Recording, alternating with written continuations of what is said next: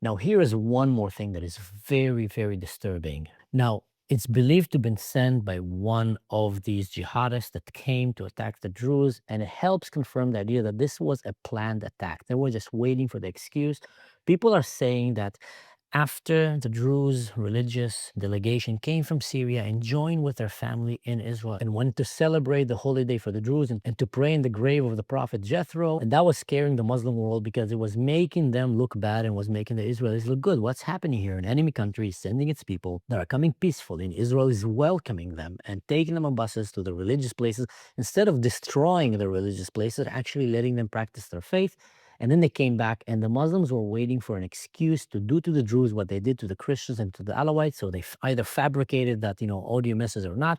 But hear what he's saying here. It's very, very concerning. Assalamu alaikum, my brothers in God. I am the El Kanjar sent to you by Zaid. I wrote to you 2 days ago regarding of the spoils. God testifies that I was one of the first people to book one girl. And this time I wrote to you earlier, so you wouldn't say to me, as the last time, that there is nothing left. The jihadist will control on Sahaniya and Jaramana, and the number of sabaya will be many. Now, sabaya is the Arabic word for a girl who became mature to have intercourses, basically. It's a young lady, young woman.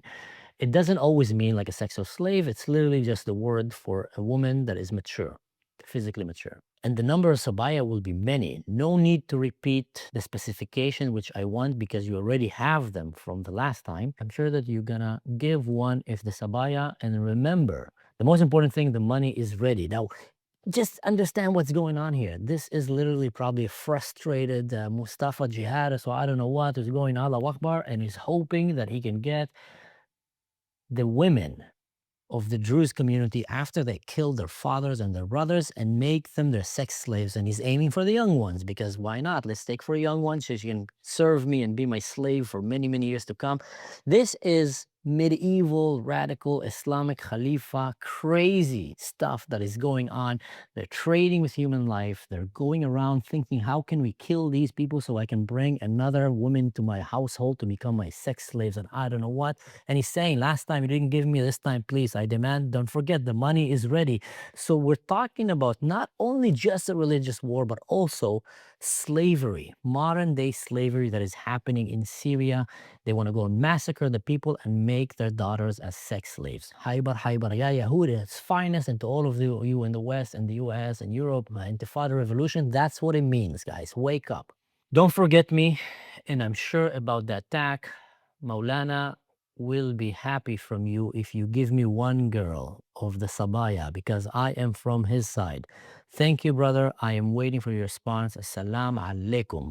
What a crazy situation, guys. And that is why mainstream media, for some reason, is not sharing this. Mainstream media jumped on any fake news excuse that happened in Gaza that will make Israel, the Jews, look bad.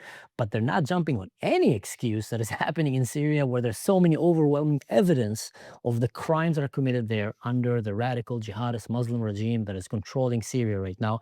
But they're being silent. And that's why I'm bringing my voice here. And I ask you, help share this video and let's bring this awareness outside. Let's help the Druze in Syria. Many of the Druze are also fleeing into the areas of the border with Israel, to some of the Druze towns that are under the protection of the IDF right now, seeking shelter. And I know that in Israel, they're trying right now to raise a lot of support and to send it to them, to help them.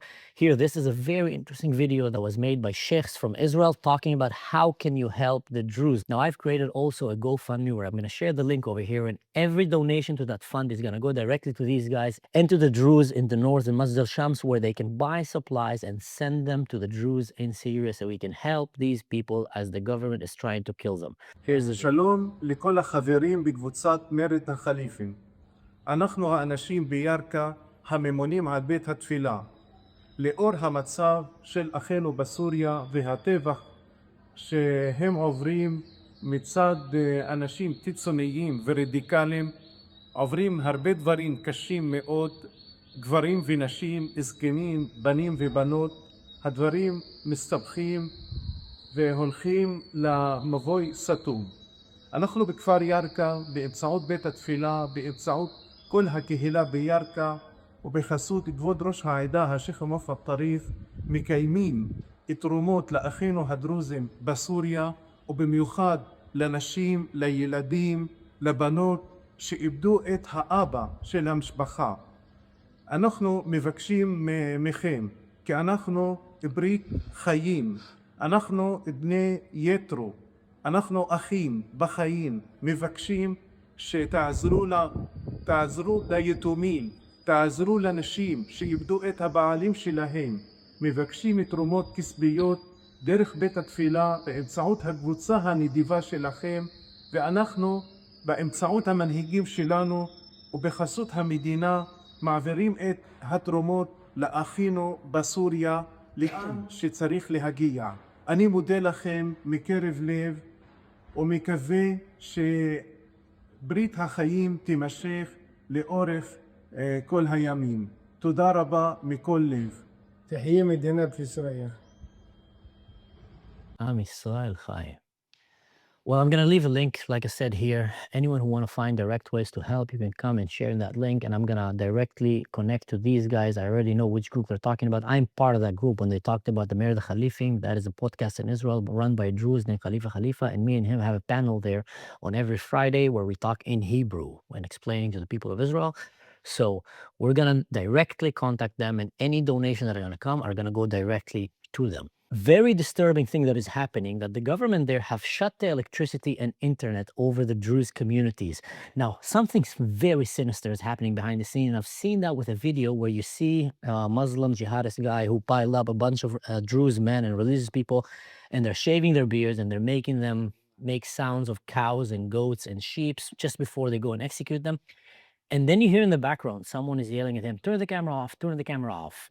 معي مع كمان ذبح لك عم تحلب معي تم القبض عليهم فسبحان الله. Now, what happened is, and I've been hearing that from the Syrians, when the people of Syria massacred the Christians and the Alawites, they were live streaming it all to the world, just like Hamas did on October 7.